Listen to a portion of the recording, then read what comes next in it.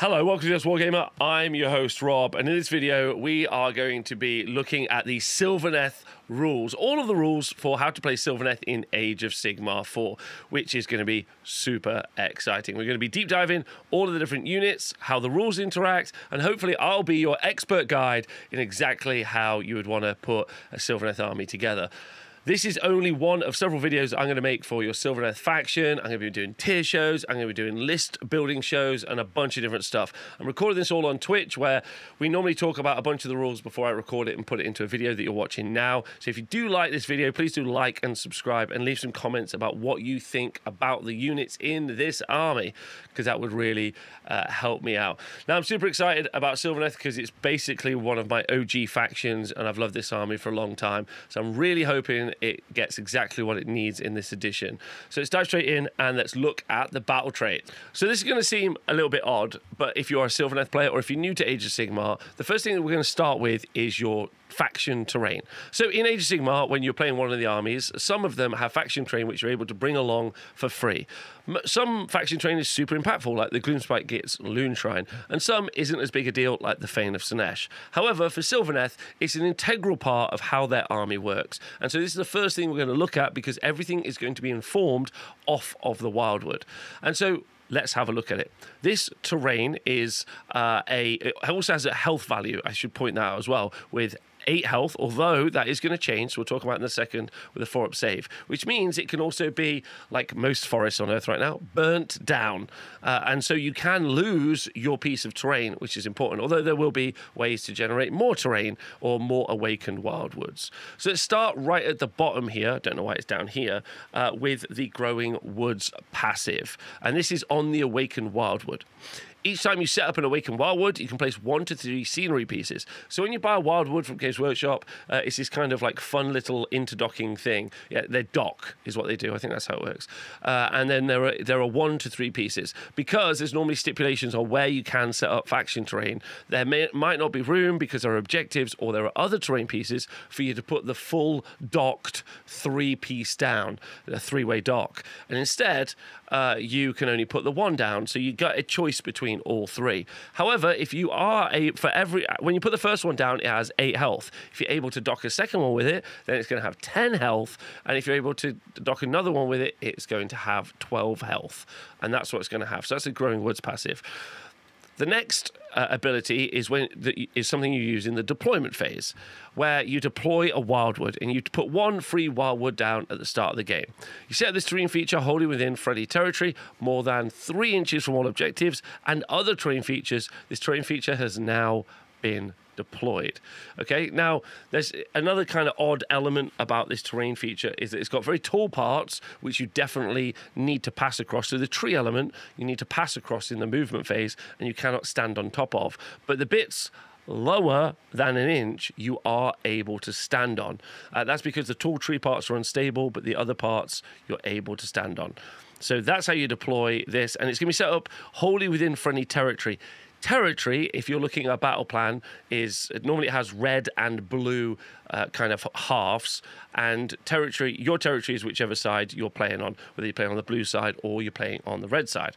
Super simple. Okay, so that's how that works.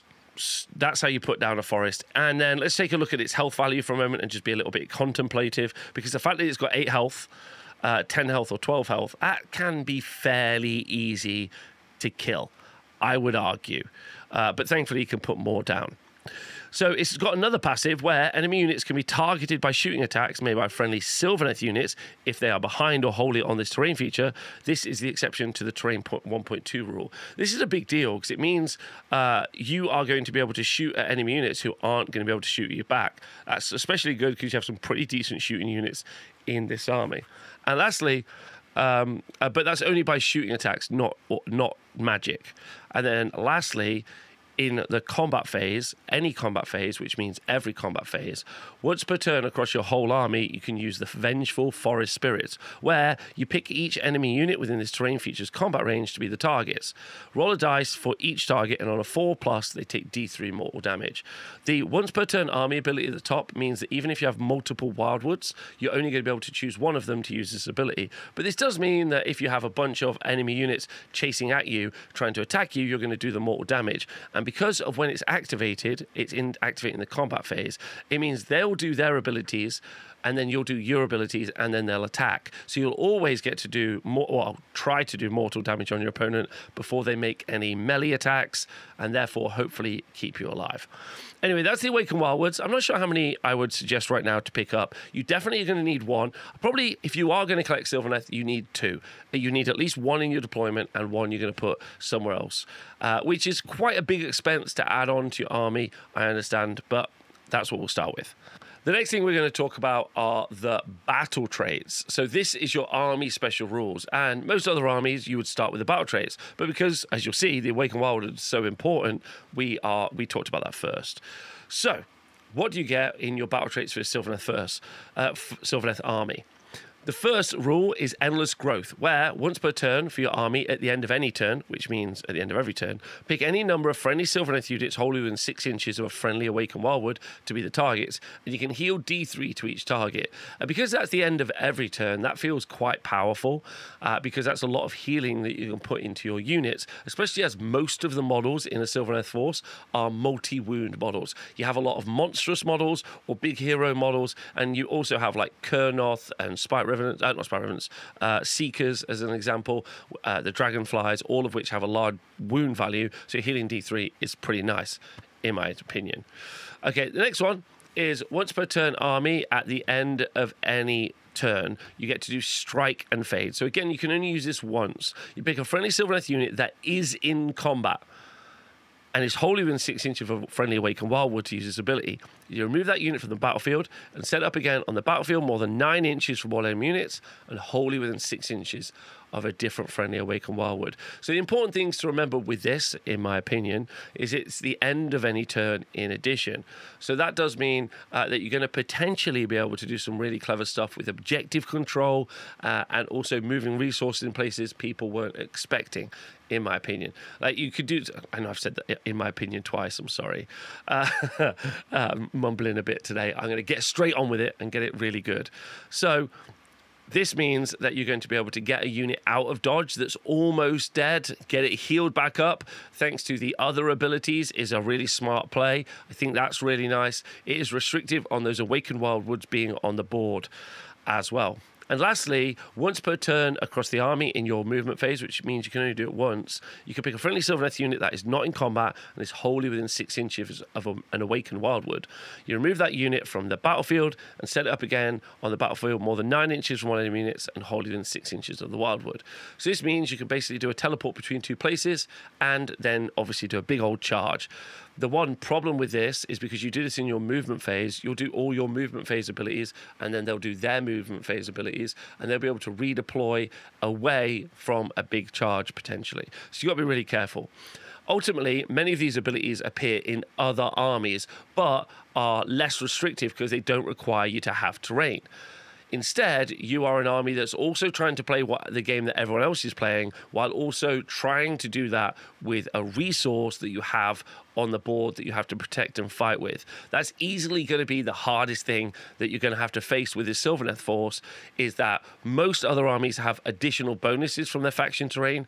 You are integrally linked to your faction terrain, which is incredibly narrative. As a Sylvaneth player, you'll be spending so much time trying to defend the forest that maybe you'll lose the war, which is, I guess, incredibly good rules writing. When you write your army list, you need to choose one of these 4 battle formations to be in your army list. This dictates how your army is going to work and gives you some additional buffs in some cases. There are 4 to choose from, like I said, and the first one is Lords of the Clan, which gives the passive Healing Song. The effect of this is when using the Endless Growth ability. This is where you heal when you're near the Sylvaneth Wildwoods. You heal 3 instead of D3, but you're already healing. I don't know if I'm going to take an entire passive to just make sure I guarantee a 3 on specifically monsters when I'm already healing D3. Okay. Next up, we've got Forest Folk.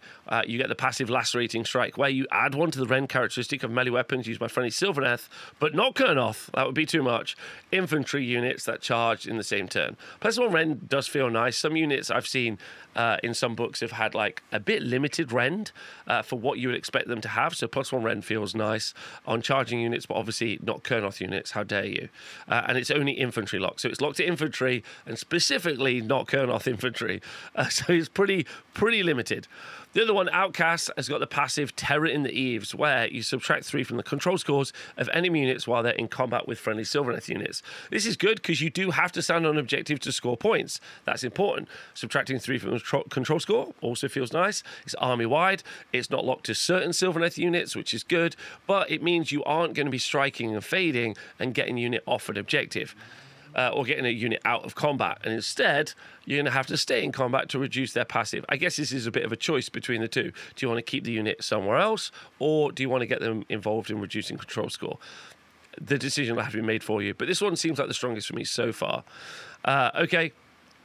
And the last one is Free Spirits, where once per turn in the army, in your charge phase, you can use Fleet and Swift, where you pick a friendly Sylvaneth cavalry unit to use this ability, and this unit can use charge abilities even if used a run ability. So this is only a single unit buff for your allegiance ability, which is rough, on Sylvaneth cavalry, and you can do run and charge. There you go. So for me, it feels like Terror in the Eaves is the best one, or maybe Lacerating Strike, depending on how good Dryads are, I guess. On your army list, you get to choose one of your heroes, and they get to choose one of these 3 heroic traits. You can't put a heroic trait on a unique unit, and you can find unique unit keyword at the bottom of a war scroll, and obviously you'll put them on a hero. There are 3 to choose from, and we'll go from the worst to the best, because the best is insane.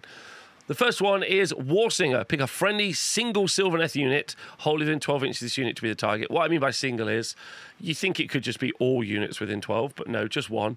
And you add 2 inches to the move characteristic for the rest of the turn. Like, in your movement phase, that's not great. 1 unit plus 2 move, right?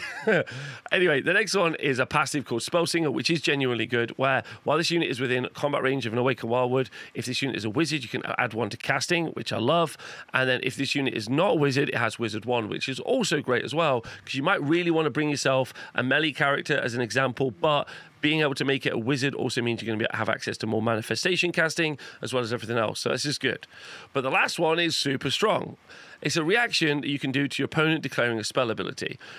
It is used by this unit, as in the unit that has the artifact, the heroic trait, if it's wholly within 12 inches of a friendly Sylvaneth unit picked to be the target of that spell or prayer. So, as long as all of your units are wholly within 12 inches of this character or this hero that has this artifact, this heroic trait, then when someone tries to focus it with a spell or a prayer, either or, which is pretty massive, you roll dice on a 3-up, you ignore the effect of that spell or prayer. This unit can use this ability more than once per phase, but only once per spell or prayer ability. That's because some enemy spells are able to be cast multiple times. But that is incredible. A 3+ spell ignore, wholly within 12 inches of a hero, feels amazing. On your army list, you have to choose one of 3 artifacts to go on one of your heroes. And there are 3 to choose from, like I've said. And the first one feels like it's the strongest, Seed of Rebirth, which is a passive. The effect of that is, if this unit would be destroyed before removing it from play, you roll a dice on a 3-up, this unit is not destroyed and any remaining damage points inflicted on that have no effect. Then you heal 1, so it returns basically 1 life, and this unit cannot use that ability again for the rest of the battle.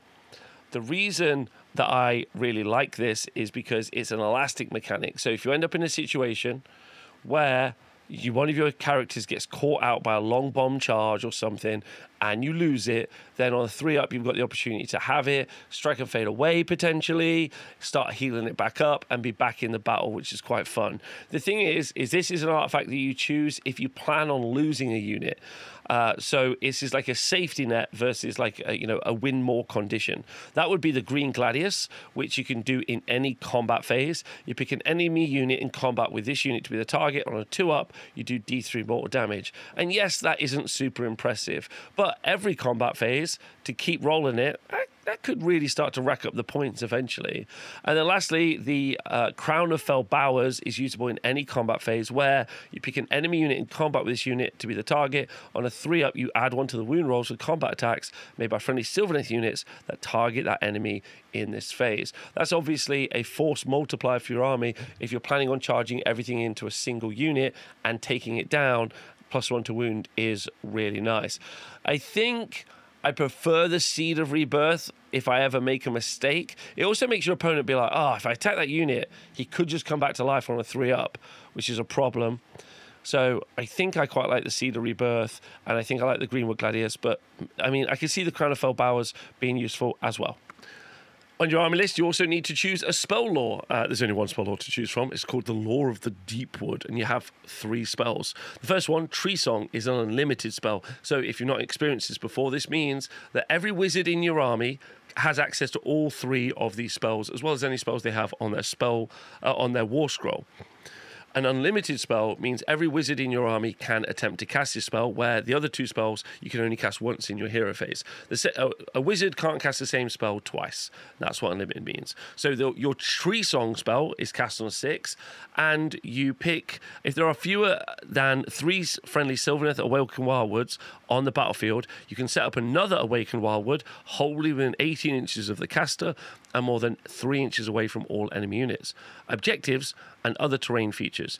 If there are already 3 friendly Awakened Wildwoods on the battlefield, you can heal 3 to each friendly Awakened Wildwood. Now, because this is unlimited, if you have 2 or 3 wizards, you can just keep casting this, which means you put all of the forest down, bam, and then you're just like heal, heal, heal, heal. Don't forget, you can obviously also cast a spell on your opponent's turn, which is an additional heal. So you should have a lot of very alive and very well healed forest on the board, but that isn't the spell that's getting you anything. It's not making you charge somewhere. It's not making your opponent strike last. You're just doing a lot of work to put forests on the board. Okay? Our next spell is cast on 6, and it's called Wrathful Spirits, where you cast this on a friendly Awakened Wildwood wholly within 18 inches of the caster, and you roll 2d6. Till the start of your next turn, you add 1 to the rend characteristic of the melee weapons used by friendly Sylvaneth units, where they're wholly within 6 inches of the target. It's been pointed out that charging and also maintaining yourself wholly within 6 inches of a Wildwood is hard, although the fact that weapon ranges now for models is 3 inches might make that a tad easier. But sure, your opponent isn't going to necessarily always move towards those pieces of terrain to make it easy for you to charge. But they're probably going to run at that terrain because it's now killable, which it previously wasn't. So we'll have to see how people feel and how people play with that. Lastly, the Dwellers Below is cast on 7, and you pick a visible Awakened Wildwood. You pick a visible enemy unit that is either within 12 inches of this unit or within 6 inches of the Awakened Wildwood, and then you roll a number of dice equal to the number of models of the target unit. For each 5+, you inflict 1 mortal damage on the target. So obviously, if you're fighting against a horde of units, 20 or 30 models, or 20 or 40 models, then you're going to do a lot of mortal wounds to them, which is pretty nice. But obviously, this becomes less effective if you're fighting against a horde. Because your allegiance, not against a horde, against a solo monster. Less effective if you're fighting against a solo monster. So, yes, your main big spell is going to put forest on the board, and that's your core allegiance ability, which is nice. Therefore, that is a very good spell to have, because you should be able to put a lot of them on the board and heal up the ones that have damaged. So your opponent's going to keep hacking at them and hopefully wasting their time hitting down the trees and not your main units. On your army list, you're also going to be able to choose a manifestation lore. Everyone gets 1 free manifestation lore, and there are a bunch of generic manifestation laws available to every army. But because you're playing Sylvaneth, you're A, cool and sexy, and B, able to use this manifestation lore, the Lore of the Deepwood, which means you can put those manifestations on the board. Manifestations don't cost any points, and so you should always be bringing a manifestation lore with you. There are 3: Summon Spy Swarm Hive, which is on a 7 and 9 inches, wholly within 9 inches of the caster and 3 inches from the enemy. The Glade Worm, which is wholly within 9 and more than 9 inches from the enemy. And then the Vengeful Skull Root, which is also wholly within 9 inches and 9 inches from the enemy. So let's go look and see what they do. The first spell that we're going to look at, or the first manifestation, is the Spite Swarm Hive. That's got 7 health and a 6-up save. And this might be your first time in realizing that the manifestations that you can bring to the table do have a health pool and can be killed. If you do kill them, then you are going to be able to, your opponent is going to be able to resummon them, or you're going to be able to resummon them.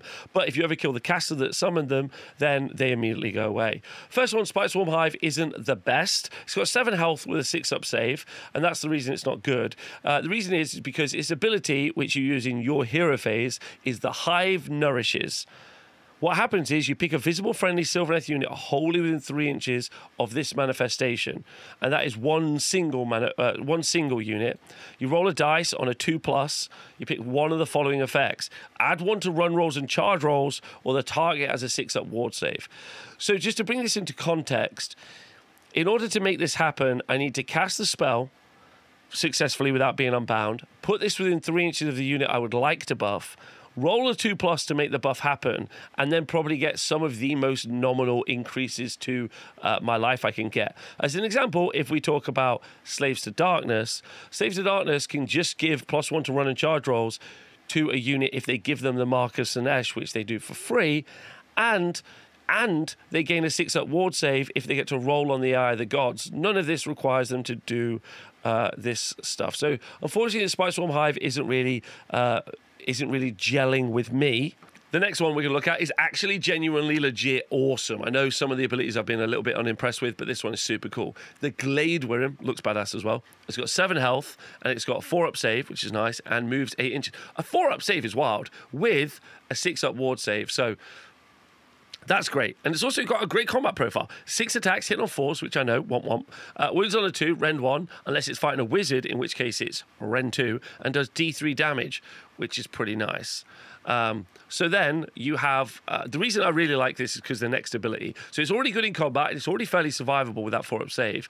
It's got this ability called Burrow Below, which you do in your movement phase. If this manifestation is not in combat, remove it from the battlefield and set it up again on the battlefield more than 9 inches from all enemy non-wizard units, and more than 3 inches from all enemy wizards. So your opponent is still going to be able to screen against it. So, create a zone. I've got a video about that, on what zoning means, but create a space between the wizard and this unit if it wants to pop around the board. But if they haven't done that, you're going to be able to get pretty close to this guy and then charge in and do some pretty decent damage, in my opinion.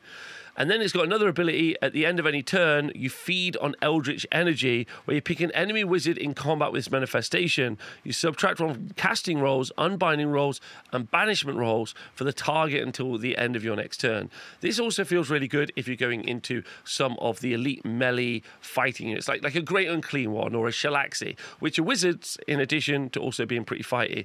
If this is combo charged with, I don't know, one of your other units, your other unit is probably going to attack this.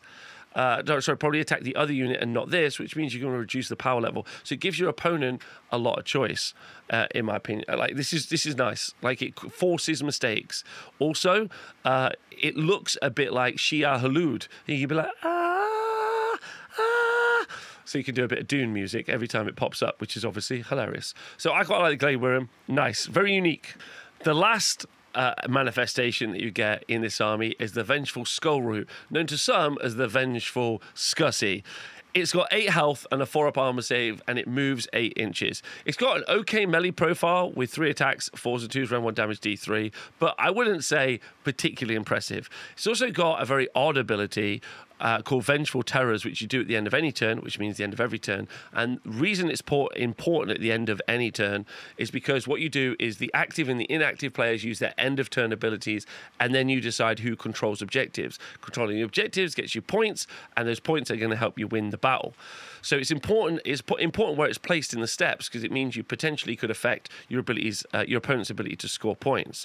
That's because you pick an enemy unit within 3 inches of this manifestation, and you subtract an amount from the target's control score equal to the number of friendly units that have been destroyed this battle, not including manifestations or faction terrain. So that's right.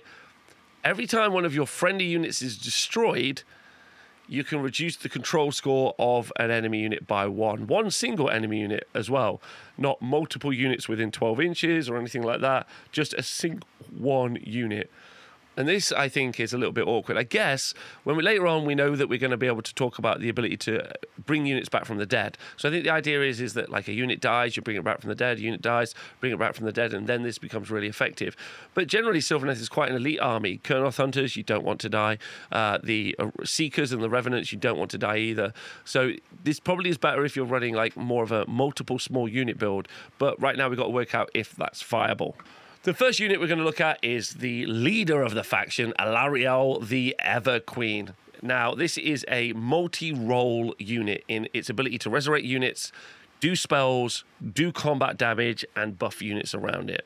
So Alarielle has got 16 health, 3-up save, and a 6-up ward save. Would have been cool to have seen a 5-up ward save, to be honest. It's got control value 5, but is really fast with movement 14.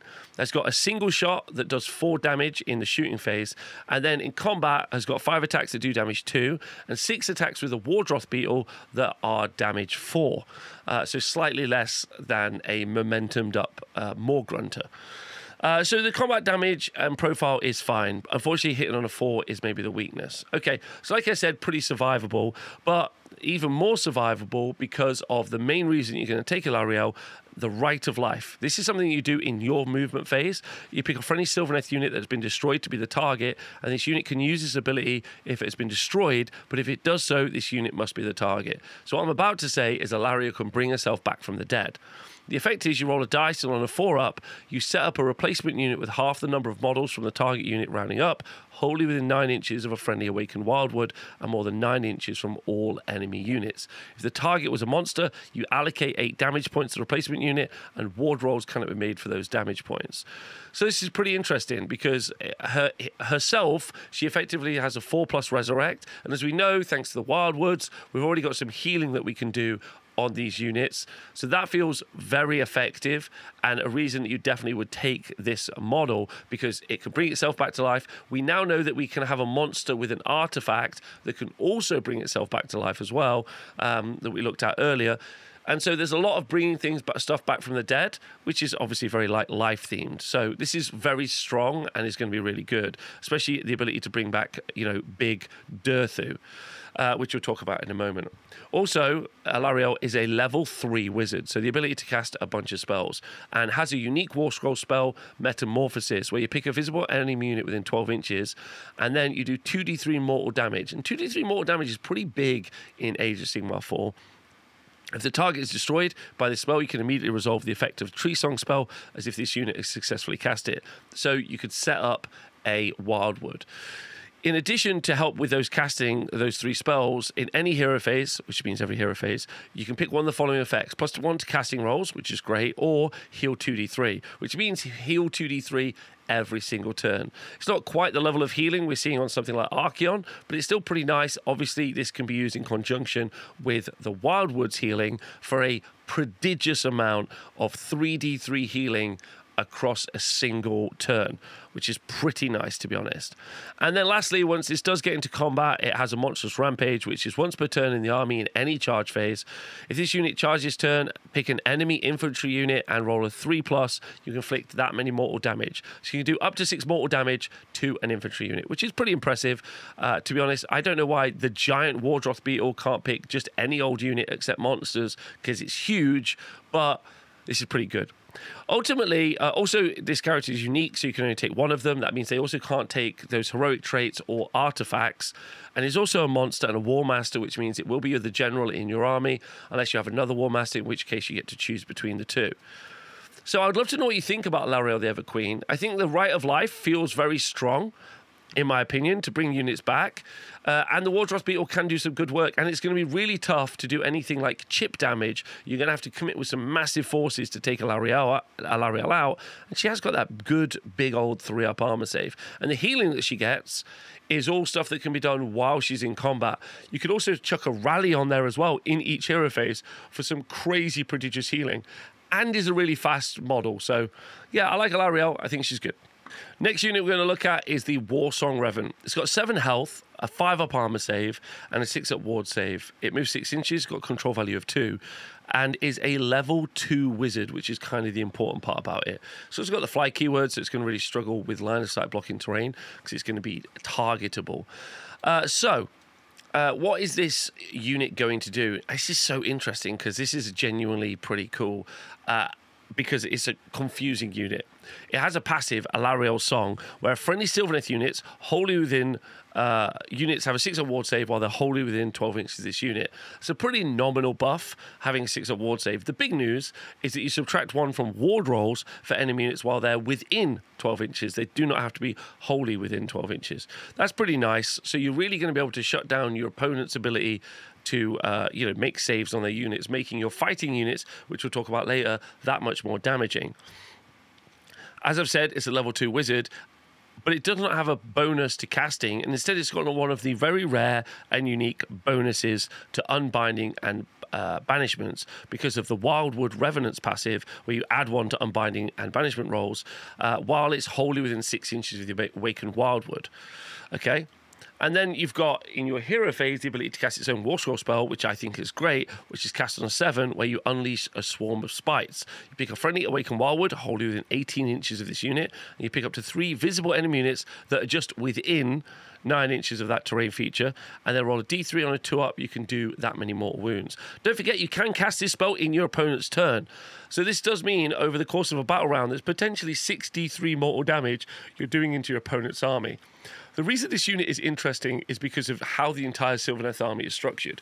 You obviously want to have a forest on the board. You also want to try and heal those forests in the right situation, or those wildwoods. Therefore, that's a spell already taken. And then you might want to do Unleash Swarm of Spites. In fact, you probably want to constantly do Unleash Swarm of Spites, especially if you get close enough to enemy units to shut their ward saves off. The problem is when you get to the fact that you also want to do manifestations. Most other armies are just trying to cast spells that are effective and also casting manifestations. So there's already a problem, I think, in Age of Sigmar, where 2 casts are so much more effective than a 1 cast because of the manifestation meta that we're probably going to go into. In this situation, you're also adding a 3rd cast that you really want to put onto your Sylvaneth force to consistently be healing and rezzing your terrain features. So I think that's the kind of weighted pressure that you have on Magic.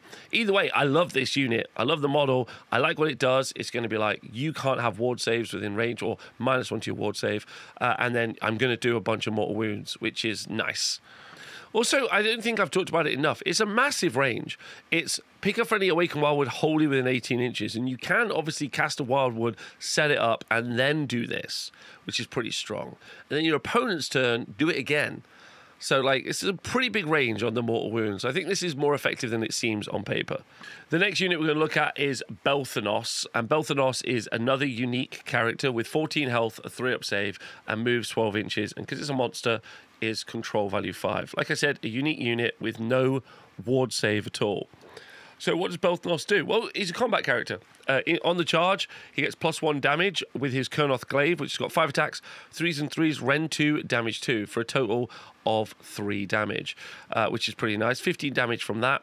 Then his mount has got 4 attacks, which is also damage 3, so a pretty okay level of damage, but you definitely don't want to be fighting any the big bruise units like 10 Chosen or 10 Brutes or anything like that.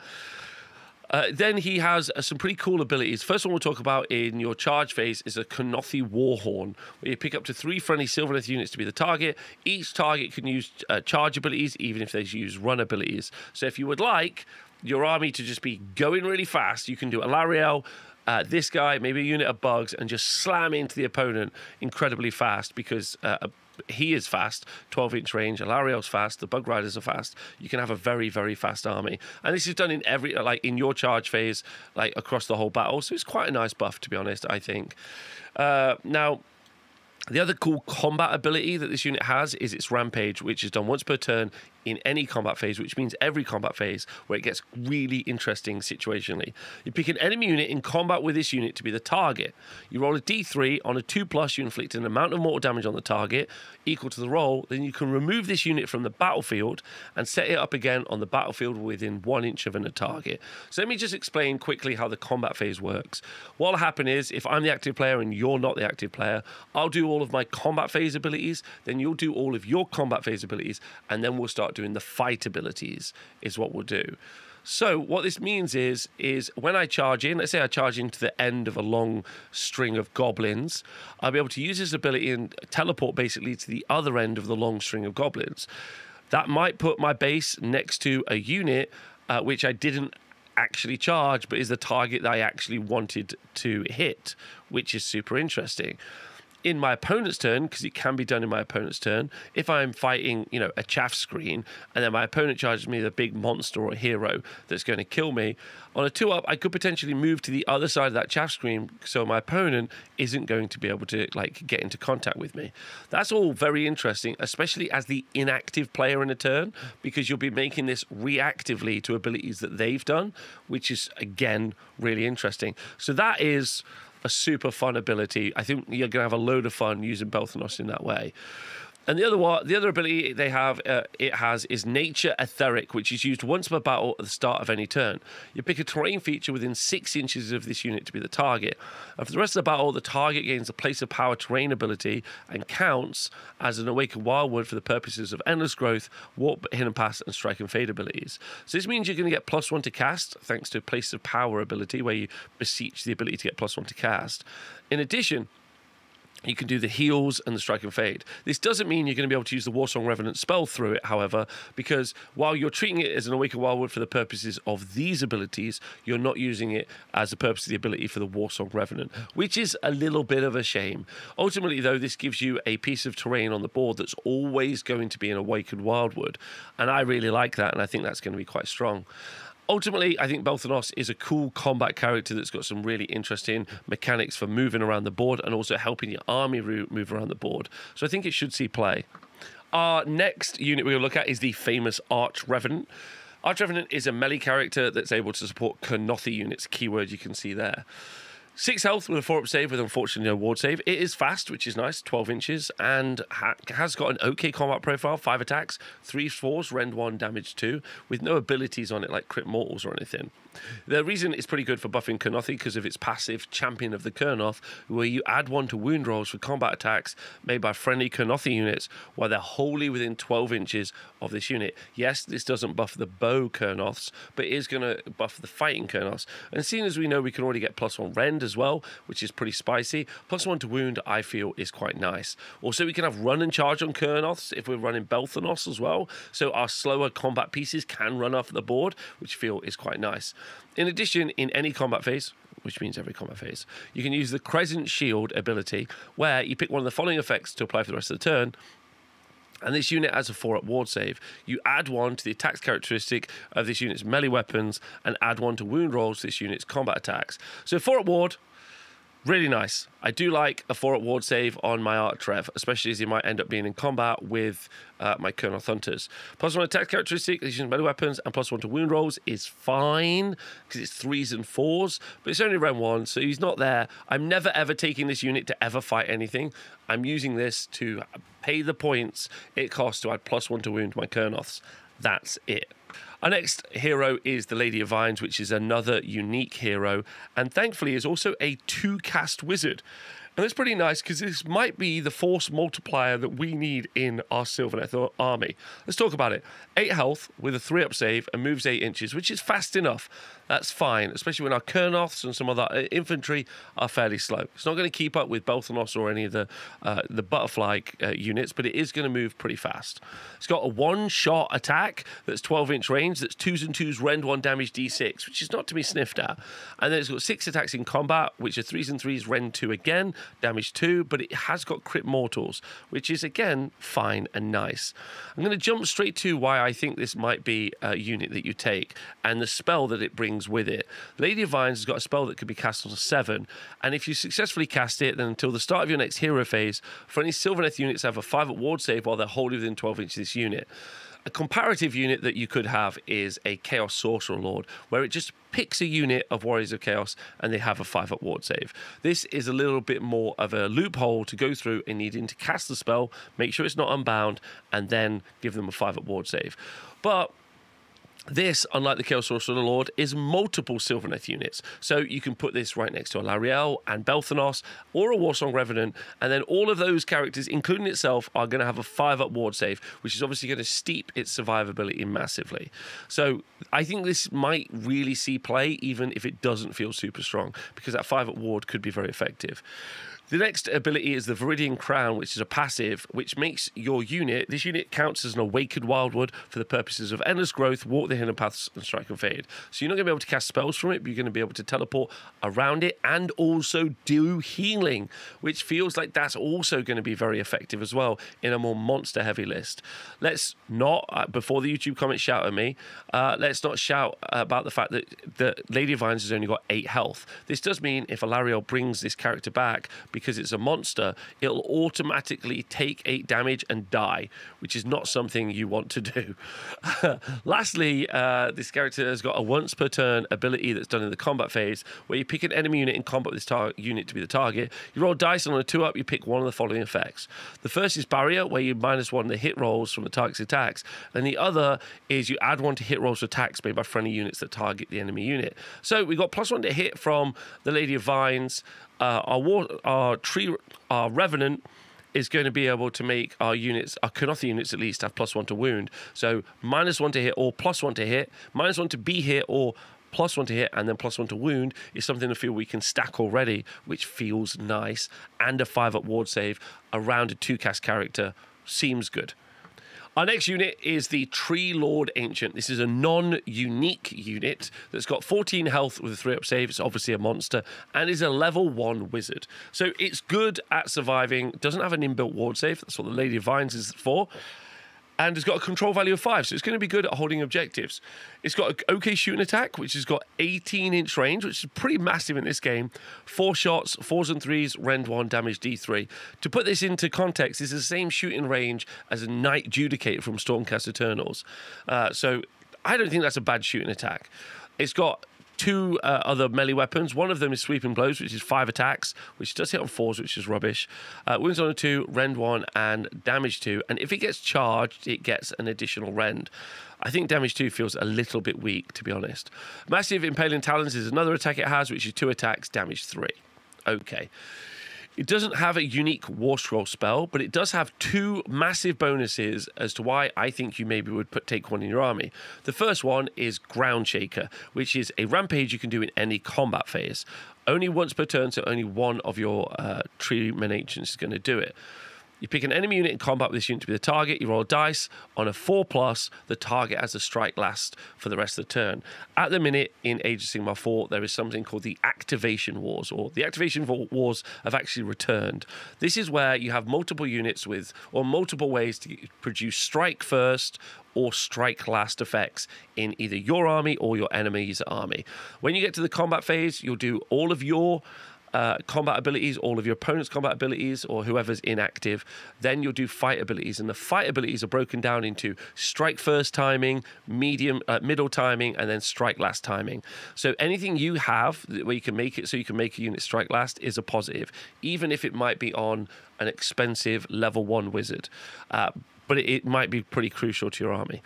The other ability is Awakening the Wood, which you do once per turn in your hero phase, where you pick a visible and friendly Awakened Wildwood wholly within 18 inches of this unit. You roll a dice on a D3. On a 2+, you inflict an amount of mortal damage equal to the roll for each enemy unit within target's combat range. When you set up a Wildwood, you have to set it outside of 3 inches of your enemy, so this isn't going to be usable in the turn you set up a Wildwood. However, you're hoping your opponent is going to try and get towards those Wildwoods and start doing some damage, especially when you've got some other abilities that are going to do mortal wound damage from the Wildwoods.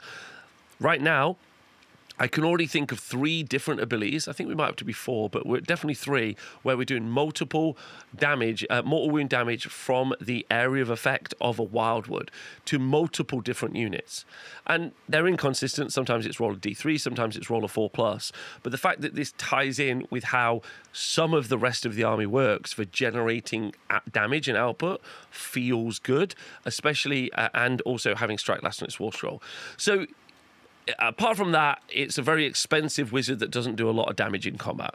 The next unit we're going to look at is a Tree Lord, who didn't used to be a hero, so he's been recruited into the ranks of the heroes. This is a non-magical version of the Tree Lord Ancient we just talked about, with 14 health, a 3-up save, moves 5 inches, and a control value of 5. So the Tree Lord doesn't have a ward save, so it's going to really impact its survivability if there tends to be a lot of mortal wounds out there, although they've generally been reduced apart from some situations. Also, it's a monster. You're going to be able to heal a lot, and has got a control value of 5, which is good for contesting objectives. It's got a shooting attack, which is 10-inch range, 3s and 3s. 10-inch range, 3 attacks, 3s and 2s, sorry. Rend 1, damage 2, and can shoot in combat. And a good thing about this shooting attack, it's got this special ability, any shooting phase. Special ability, Entangling Grasp, which can be done in any shooting phase, including your opponent's.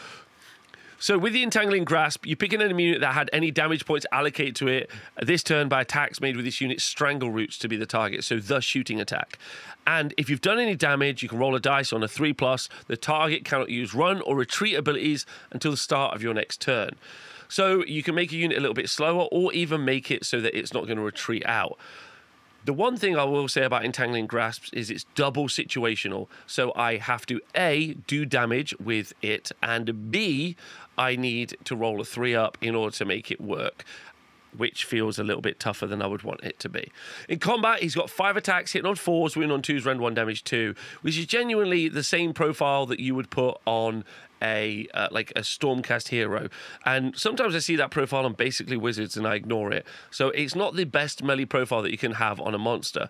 Lastly, though, this monster does have a pretty okay rampage, which you'll do in the combat phase, where you pick an enemy unit and combat this unit to be the target, you roll a dice. On a 3-up, subtract 1 from the wound rolls for the target's attacks for the rest of the turn. So -1 to wound, strike last. We know that we can get -1 to hit as well from the Lady of Vines. Can we really slow down and debuff an enemy army as long as we roll some 3 and 4-ups? Tree Lord feels like it would have to be very cheap, and I'm talking sub 200 points, maybe even 150, for me to even think it's worth bringing to a game. If you want some big damage from this army, then you can get yourself the big melee character, Spirit of Durthu, with 14 health and a 3-up save, moves 5 inches. It's obviously a monster, so you're going to be able to get that healing from that sub-faction if that's the way you want to go, which is quite nice. And not for the flat 3 heal, obviously you can just heal normally D3. In combat, has got 4 attacks with the Guardian Sword, 3s and 2s, Rend 2, damage 5. And if you fight a monster, it's going to be Rend 3, which is legit pretty good. Obviously, this is about the same level as a Tusk boss in combat. So, you know, pretty decent. It is much slower than a Tusk boss, moves 5 inches, which obviously you're going to be doing teleporting around through the Wildwoods, but you're going to have to make those long bomb 9-inch charges. But yeah, wounding on a 2 is super good. And Rend 3 against the monster is nice. He's got a couple of abilities. The first one is Wrathful Guardian, which is a passive where you add 1 to hit rolls for this unit's combat attacks while the target is within 3 inches of Awakened Wildwood. I guess we're assuming that the enemy is constantly near the Wildwood, a Wildwood that can't be set up near objectives or terrain, I guess is what we're assuming. And then we have an ability once per turn in any combat phase. You can do a rampage where with Titanic Jewel, where you pick an enemy monster in combat this unit, you roll a dice on a 3+, subtract 1 from the attack characteristic of this target's melee weapons. So this is a unit that has a double situational effect because it needs to be a monster, and it's a 3-up. And then you subtract 1 from the attack's characteristic of the target's melee weapons. So also got a shooting attack, which is 5 shots, 4s and 3s, rend 1, damage 2. So the Spirit of Durthu is like a pretty okay combat character. It's definitely not scary like some of the others, like a Bloodthirster in Sense of Rage as an example. And therefore you would expect it to be much cheaper, maybe around like the 250, 280 category because it doesn't have any specific buffs it can bring along. It doesn't support other units around it. It's a dedicated melee unit, and therefore you would hope it's fairly cheap for that. The next unit we're going to look at is Dreicher Hammerdreth, which is a unique hero that you can take and is also a monster and a level 1 wizard. So a interesting profile in both shooting and fighting. You've got 10 health on a 3-up save, but no ward save because that's what the Lady of Vines is for, as we all know, and moves 9 inches. I'm going to quickly talk about their unique spell, the Song of Spy, where you pick an enemy infantry unit within 12 inches of the caster to be the target. The effect is the following effect applies for the rest of this turn. Add 1 to hit rolls for combat attacks made by friendly Sylvaneth units that target that unit. In addition, add 1 to wound rolls for combat attacks made by friendly Spite Revenants or the Twist Weld units that target the enemy unit. So +1 to wound and +1 to hit against a specific enemy unit as long as it's infantry. So it's a triple stipulation. You have to cast a spell, it has to be against an infantry unit, and you get an additional bonus with specific units. So it's incredibly focused as a choice. The other thing that can happen with this unit is you have the Mercurial aspect once per turn in any hero phase, where you pick one of the following effects to apply this unit for the rest of the turn. You either add 10 to the attacks characteristic of the Flitter Furies, or add 10 to the attacks characteristic of the unit Swarm of Squirmlings. So what are those profiles? Well, the Flitter Furies is 12-inch range, 10 attacks, or could be 20 attacks, 4s and 4s, rend 1, damage 1. And the good news about this is it's got shoot into combat. That's a lot of attacks, but 4s and 4s means that it's going to be 20 shots, 10 hits, 5 wounds, rend 1 against a 4-up save. You're going to do 2 or 3 damage. And then Swarm of Skirmlings has got exactly the same profile, but +1 rend against infantry, so you're likely to get maybe 3 through versus 2 through. And in combat, Dreicher's got the same profile as just your basic foot hero. 5 attacks, 3s and 2s, rend 1, damage 2, with an additional rend against infantry. Lastly, Dreicher has a rampage called Primal Terror, where you're able to do this in any combat phase once per turn, and then you pick an enemy unit in combat and you roll a dice on a 2-up, you halve the target's control score, rounding up for the rest of the turn. And that's obviously incredibly effective for helping you grabbing objectives, because you're not going to do it by killing the enemy models with Dreicher. Next hero we're going to look at is the Branch Witch, which has got 5 health and a 5-up save. Moves 6 inches and has got a pretty cool shooting attack, which is 12-inch range. 6 shots, 4s and 4s, rend 1, damage 1. And then has got 3 attacks in combat, which it's not designed to do because it's a wizard. A wizard level 1, which is absolutely lovely. And the big reason that you're going to take this unit, other than the fact that it's a wizard, is because of its ability, Fury of the Forest, which you do in the enemy combat phase. If this unit is wholly within 6 inches of an awakened friendly wildwood, you pick a friendly Sylvaneth unit wholly within 12 inches of this unit to be the target. You roll a dice, and on a 3+, that target has strike first for the rest of the turn. This is good because it stops your opponent from being able to charge into one of your units and you will strike before them because you have strike first, as long as they don't have strike first, which means it's going to stop your opponent from wanting to charge at your unit, which is pretty nice. In addition, it means that you're going to be able to use counter charge. Well, you could use the counter charge in the charge phase, in your enemy's charge phase, and still get strike first on a unit as well, which is pretty spicy.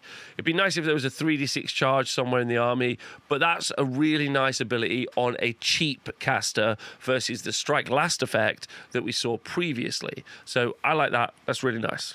The first unit that we're going to look at are Dryads. Dryads are an infantry unit with 10 models in their unit, reinforceable up to a unit of 20. Each model in the unit has got 1 health with a 5-up save, and they move 6 inches, and each one is a control value of 1. They aren't what I would describe as a particularly effective combat unit, with 2 attacks per model, hitting on 4s, wound on 4s, no rend, damage 1, and they have no special weapon ability. They don't have a ward save to add to their survivability, but that's what the Lady of Vines is for. But thankfully, they do have the Blessings of the Forest passive, where you subtract 1 from the hit rolls and wound rolls for attacks that target this unit while it's wholly within 6 inches of any friendly awakened wildwoods. So you could use these as a screen to go and hold these wildwoods, or even to be grabbing objectives and be -1 to hit and -1 to wound. My major problem is that you aren't going to be doing any damage back. So you're supposed to going to be standing there against each other. And the 5-up save isn't anywhere near as impressive as some of the other much more heavily armored infantry units that are going to be holding objectives, like Ard Boys or Warriors of Chaos, as an example. So that's Trads. We are looking at units, but I just wanted to analyze and kind of bring up something that me and the chat have been talking about. I think it's fair to say, if you've been watching this video, that some of the abilities have been, I think, a little bit unimpressive. And because we've been focusing pretty heavily on how much stuff you have to do around Awakened Wildwoods, I really wanted to go back and have a look at setting up these Awakened Wildwoods. An objective is a 40 mil marker, and in order to control the objective, you need models to be within 3 inches of the objective. When you set up your wildwood has to be outside of 3 inches of an objective, which means it's literally going to be touching the line of the objective control space, which does mean that any of your units, whether it's Dryads or Durthu or any of those spellcasting abilities, are going to affect most of the units that are on objectives. So while you're not going to be directly on an objective with the wildwood, you're going to be next to the objective and probably wholly within 6 inches. Most of an objective is wholly within 6 inches of that wildwood if they're right next to each other. And so I think some of these abilities might seem a little underwhelming initially, but you are going to be almost always affecting direct objective control. So I think that's just something worth mentioning. And of course, you're asking, where could you get objective markers or even objective circle rings from? Well, thehonestwargamer.com sells them, which is a pretty great website, I've heard, run by a pretty nice fella. The Twist Weld is a unique Warcry warband unit. Therefore, it's got a variety of different weapons on the different models. So it's quite complex. Because it's a Warcry warband, it's not going to be reinforceable. Each model in the unit has got 2 health on a 5-up save. Doesn't have an innate ward save, but thankfully, that is what the Lady of Vines is for. It's also got a couple of shooting attacks from the Voracious Swarm, 6 attacks doing damage 1, and the Warden's Bow's got 2 shots doing damage 2 at 18 inches. But the real reason you're going to take this unit, if you're going to take it at all, is the eruption of thorned vines, sorry about that, which you could do in any charge phase, including your opponent's, where if this unit is more than 6 inches from all other friendly Sylvaneth units, you can pick an enemy unit within 12 inches of this unit to be the target and subtract D3 from the charge rolls of the target for the rest of the turn. So this is quite an interesting little ability. It's got quite a lot of stipulations, being more than 6 inches from Sylvaneth units, and then picking a unit within 12. And subtracting D3 from charge rolls isn't anywhere near as effective as, reducing down to 1D6, which we've seen from other units. But don't forget, in Drycha, you can also make this unit have +1 to wound against the unit as well, which is going to improve the Twist Root Talons and Warden Blade in combat. But the main reason you're going to bring this unit is to reduce down the charge rolls. The next unit we're going to talk about are Gossamer Archers. This is a unit of 5 models with 2 wounds apiece on a 5-up armor save. They move 12 inches and they are like a skirmish shooting unit with their Gossamer Bow, which shoots 12-inch range, which is a bit of a problem because it's quite close range. Hits on so it's got 2 attacks, 3s and 3s, rend 1, damage 1, with crit, auto wound, and shoot in combat, which is quite nice. In addition, you can string these guys out quite wide because you have 2-inch coherency between each model. So you can be able to build some really effective screens and be able to block the enemy's movement.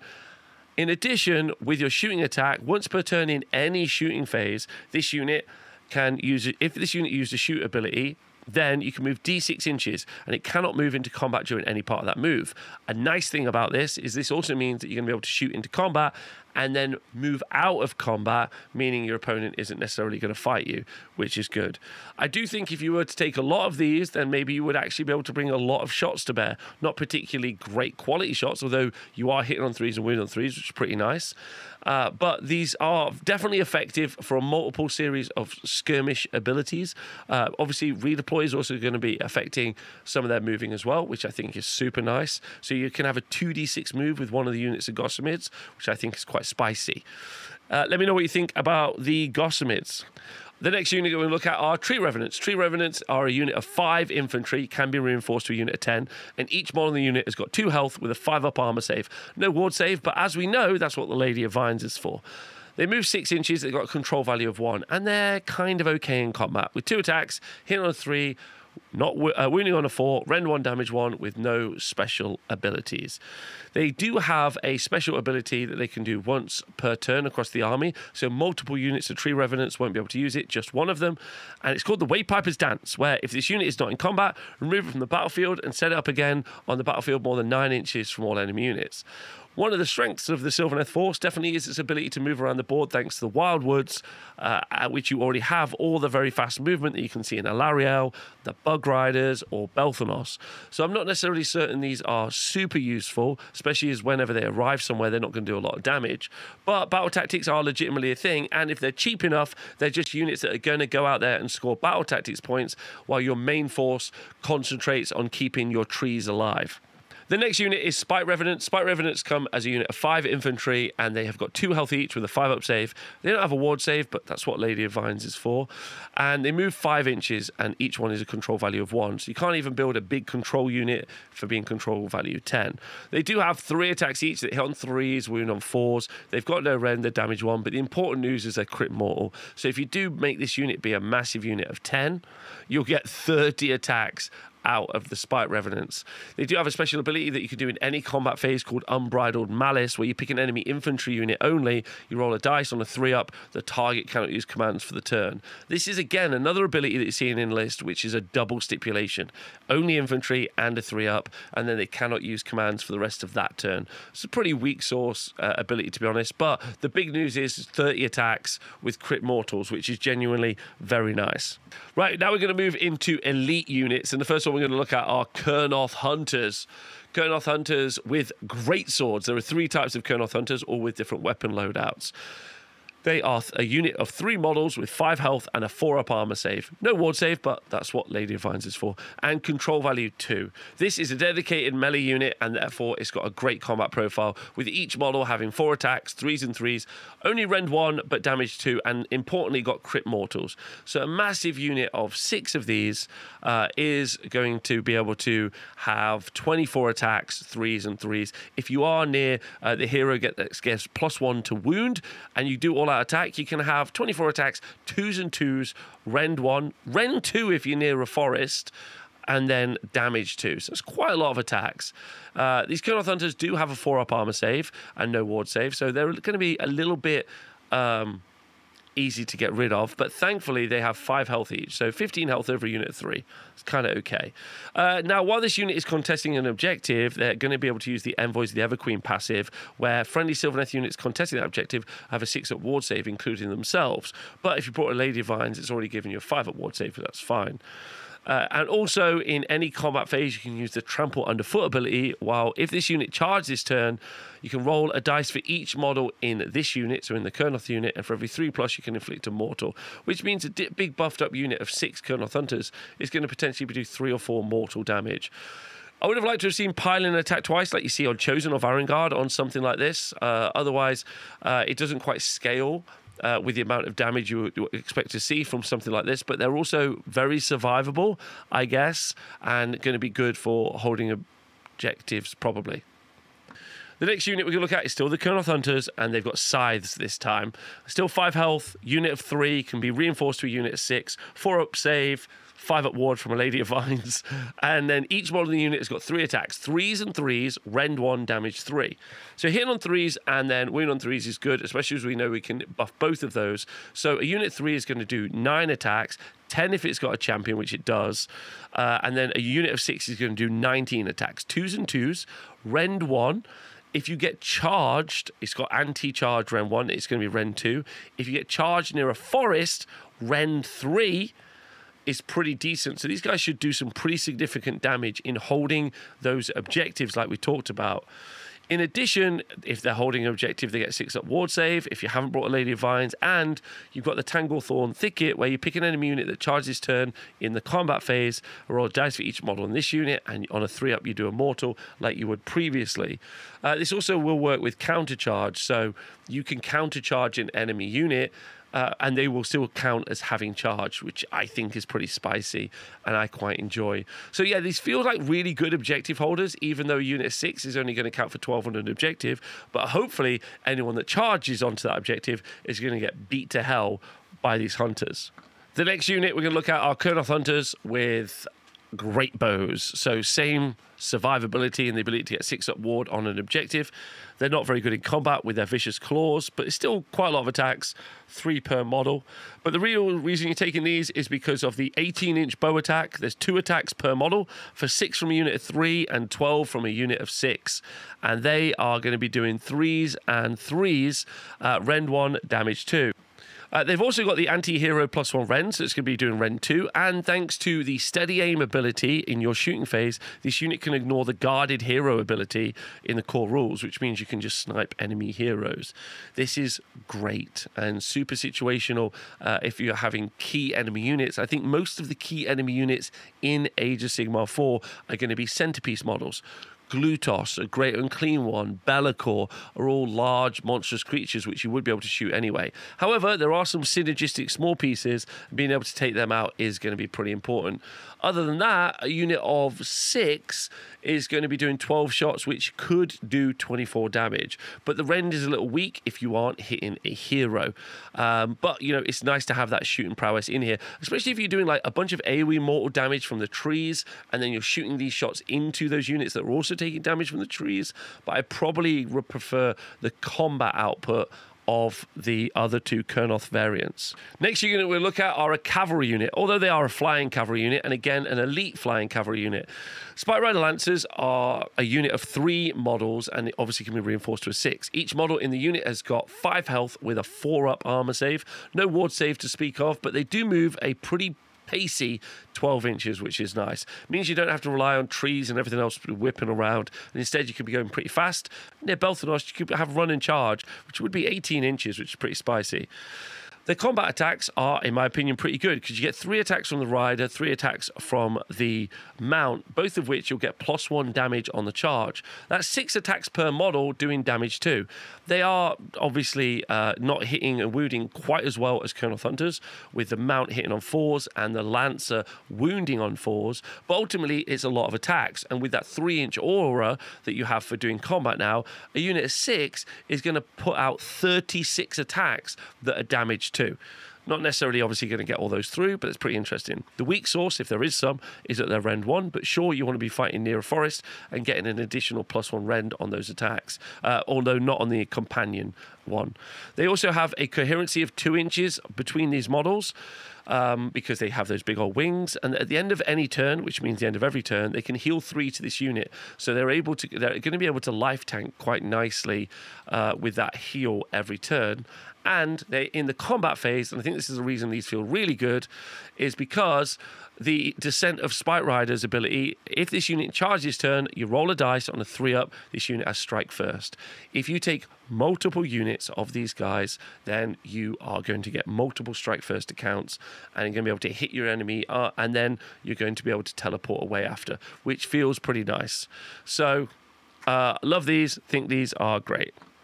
The Revenant Seekers is the other like heavy cavalry unit that you can take. A unit of 3, again 5 health, 4-up save, move 12 inches, control value of 2, no ward save to speak of, and probably too fast for a Lady of Vines to keep up with. The Rider has got 3 attacks like in the other version, but this one's got crit mortals instead of plus damage on the charge. It's got sharp mandibles, also have that +1 damage as well, so you can get a lot of attacks out of this unit. A unit of 6 is going to be able to do 18 attacks with crit mortals, which is kind of okay. It's still got the 2-inch coherency, and then healing 3 on this unit as well is super nice at the end of every turn, like I said. And the reason you take this is because of the passive Harvesters of the Lamentary, where each time a friendly unit holding within 12 inches of any friendly Revenant Seekers uses the rally command, you can make an additional 3 rally rolls of a d6. When you make a rally roll, what you're going to do is you're going to roll 6 dice. This means you're going to roll 9 dice. So 4.5 chance. It means that you might be able to rally back a lot of health on some of those bigger models, in addition to all the healing you can get from the forest and the other stuff, which is quite nice. Ultimately, what I like about both of the two cavalry units that move really fast is you're not relying on the tree mechanic to teleport and do charges. Instead, especially if comboed with Belthanos and being able to run and charge, what you're effectively doing is threatening the enemy with these huge long-range bomb charges to do a ton of damage, and then potentially in some cases at least strike and fade away. These units also got a pretty good armor save, and that mobility might come in pretty clutch. So that's it for the Sylvaneth rules video, looking through all the rules. I'm still going to make follow-up videos where I'm going to do tier lists of the different units. We're going to talk about points. We're going to start doing list building, try to work out how you would play this army and put this table on the tabletop. Okay, so time for some honesty.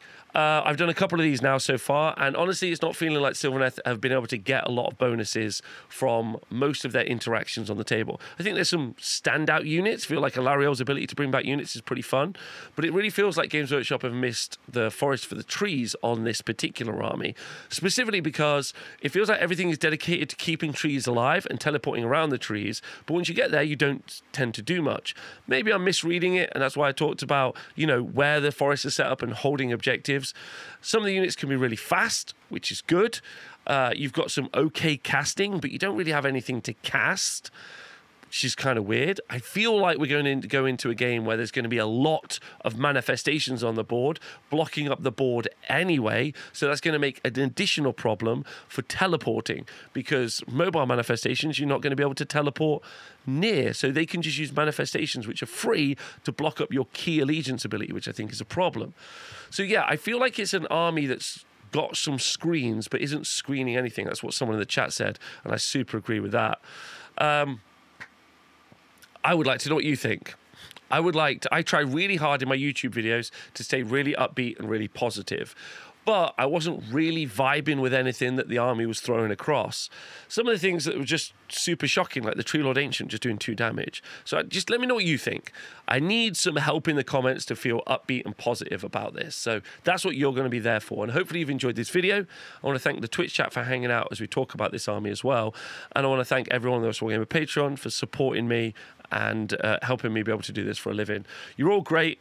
Don't get too downhearted if you are playing Sylvaneth. I'm sure your battle tone will change some stuff up. I'm sure points will change stuff up. And also, I can be wrong. Just because I'm not feeling it initially doesn't mean it's not got abilities on the tabletop. So I have to see how it plays when we finally get there. Other than that, thanks for watching my video, and thanks for being honest Wargamers.